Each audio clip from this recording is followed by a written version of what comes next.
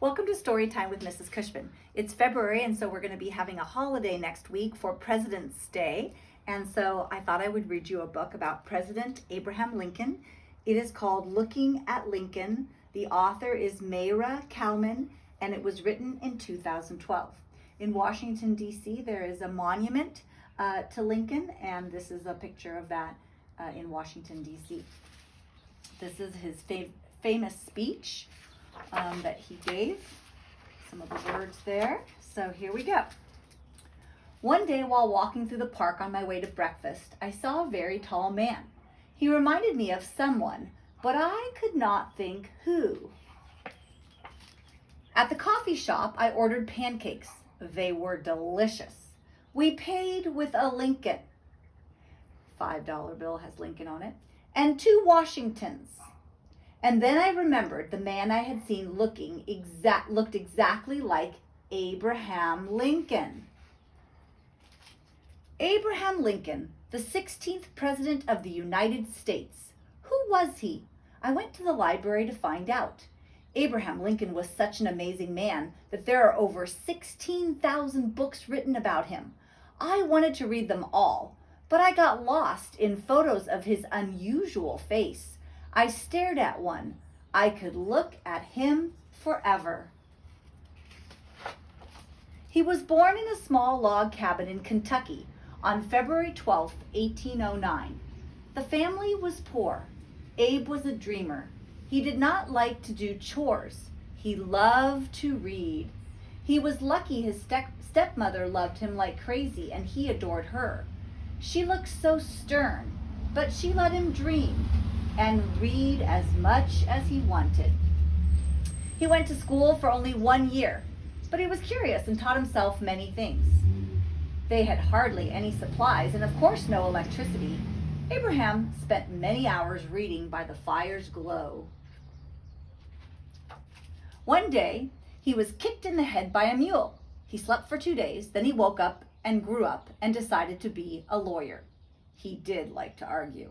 He lived in Springfield, Illinois. He got a reputation as a smart and honest man. They called him Honest Abe. He had a family that he loved very much. His wife, Mary, who was very short, and 4 sons. They laughed and had lots of friends, and even ran around a little wild. I wonder if Mary and Abraham had nicknames for each other. Did she call him Linky? Did he call her Little Plumpy? Maybe. Abe worked hard and became interested in the government. He decided he would run for president. And on March 4th, 1861, he was inaugurated President of the United States. On the day he was elected, I bet Mary made his favorite vanilla cake. But maybe he forgot to eat his slice. He was often too busy thinking to eat. Lincoln wore a very tall hat. With his hat on, he was 7 feet tall. He wrote many notes and stuffed them inside his hat. What was he thinking about? He was thinking about democracy, the Declaration of Independence, and the Constitution created by the founders of this country. He was thinking about freedom and doing good for mankind. And maybe he was also thinking about getting a birthday present for his little son, maybe a whistle or pickup sticks. What did he love? He loved his dog, Fido. I think Fido was cross-eyed. He loved apples, Cox's orange pippins, white pippins, winesap Benoni. He always had an apple on his desk. He loved music. He loved Mozart, especially his opera, The Magic Flute. But mostly he loved people. His family, of course, but all people. And he wanted them to live well. He loved justice and truth.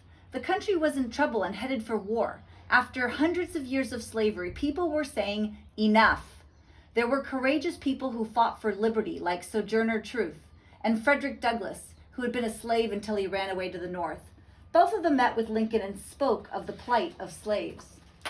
Lincoln hated slavery and wrote to a friend, "If slavery is not wrong, nothing is wrong."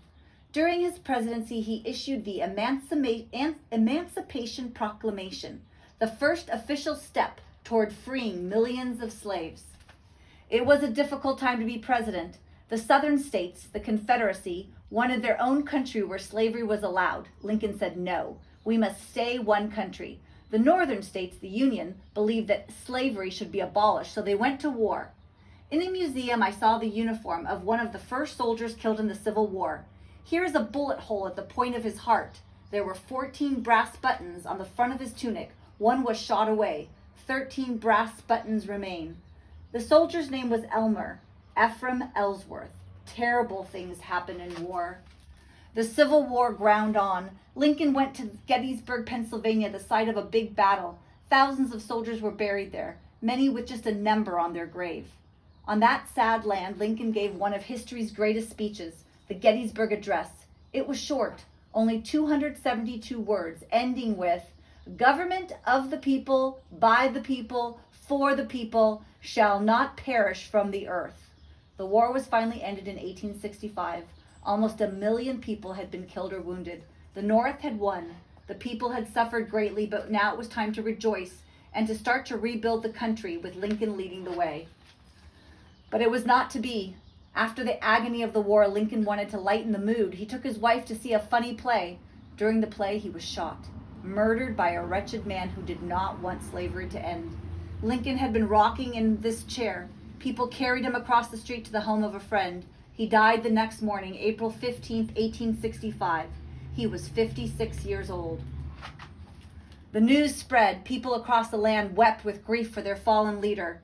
But a great man is never really gone. Abraham Lincoln will live forever, and if you go to Washington, D.C. in the spring, you can walk through the cherry blossoms and visit him. At his memorial, you can read the words he wrote near the end of the war. "With malice toward none, with charity for all." And you can look into his beautiful eyes. Just look. And here are some notes about Lincoln that you can read if you ever check out this book. And I hope you enjoyed this beautiful book about Abraham Lincoln and his legacy. Have a wonderful day.